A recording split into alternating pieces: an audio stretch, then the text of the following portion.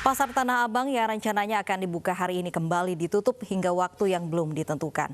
Akibatnya puluhan pedagang dan calon pembeli menumpuk di pintu masuk.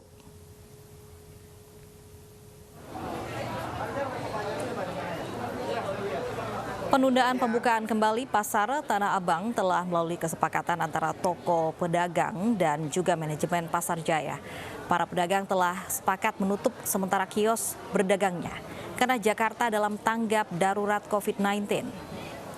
Namun informasi ini tidak tersampaikan hingga ke masyarakat luas.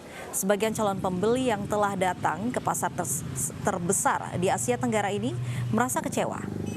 Diharapkan masyarakat yang ingin mendapatkan informasi terkait pembukaan kembali Pasar Tanah Abang dapat memantau media sosial resmi milik Pasar Jaya.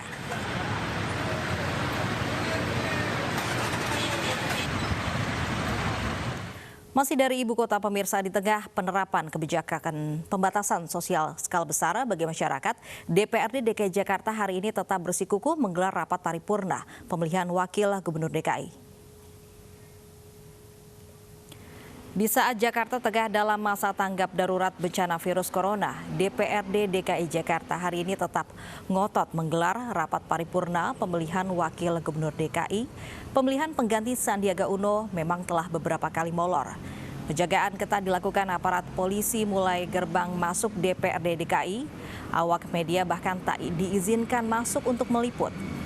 Panitia pemilihan mengaku mengedepankan konsep pembatasan sosial dalam proses pemilihan.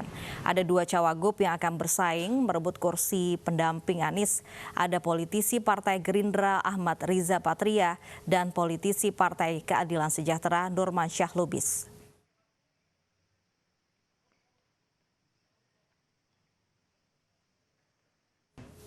Untuk mengetahui bagaimana suasana rapat paripurna pemilihan Wagub DKI, kita akan bergabung dengan Vicky Rian langsung dari gedung DPRD DKI Jakarta.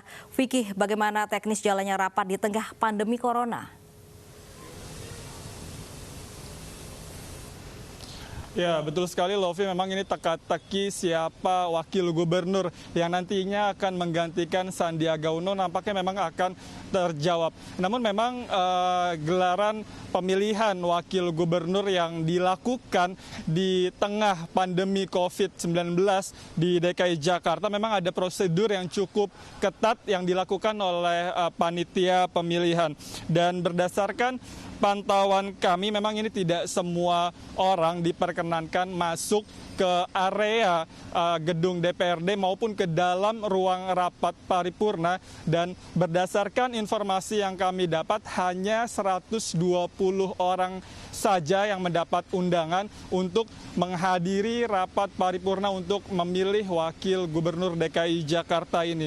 106 orang diantaranya ini merupakan anggota DPRD DKI Provinsi DKI Jakarta, dan sisanya merupakan dari Gubernur DKI Jakarta Anies Baswedan dan juga dari Sekda, dari Bupati dan juga para wali kota administrasi DKI Jakarta. Dan selain itu memang pengamanan di gedung DPRD ini untuk menjaga kelancaran pemilihan wakil Gubernur DKI Jakarta ini cukup ketat, tidak hanya dilakukan oleh pihak pengamanan dalam dari pihak DPRD, namun juga dari pihak kepolisian maupun juga dari Satpol PP. Dan betul sekali ada 2 nama yang akan mengikuti proses pemilihan wakil Gubernur DKI Jakarta, yaitu dari politisi Partai Keadilan Sejahtera Nurmansyah Lubis dan juga ada Ketua DPP Partai Gerindra Ahmad Riza Patria. Nantinya kedua calon wakil Gubernur DKI Jakarta ini akan mengikuti proses pemilihan melalui mekanisme voting secara tertutup. 106 anggota DPRD Provinsi DKI Jakarta ini nantinya akan secara bergantian melakukan voting terhadap 2 calon ini.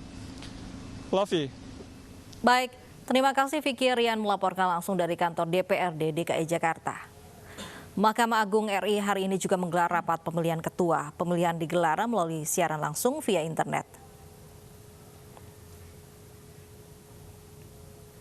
47 Hakim Agung pagi tadi memilih Ketua Mahkamah Agung yang baru menggantikan Hakim Agung Hatta Ali yang akan pensiun esok. Ada 3 hakim agung yang bersaing merebut jabatan ketua, yakni Hakim Agung Andi Samsandah Nganro, Wakil Ketua MA Bidang Yudisial Sarifudin, dan Wakil Ketua MA Bidang Non-Yudisial Sunarto. Sesuai dengan protokol penanganan pencegahan penyebaran virus corona dan pembatasan sosial berskala besar, pemilihan ketua MA kali ini digelar melalui siaran langsung melalui internet.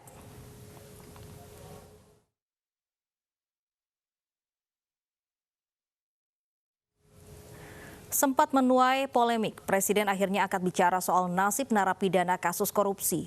Sempat diisukan akan dibebaskan akibat virus corona, Presiden tegaskan napi koruptor tidak termasuk yang akan dibebaskan.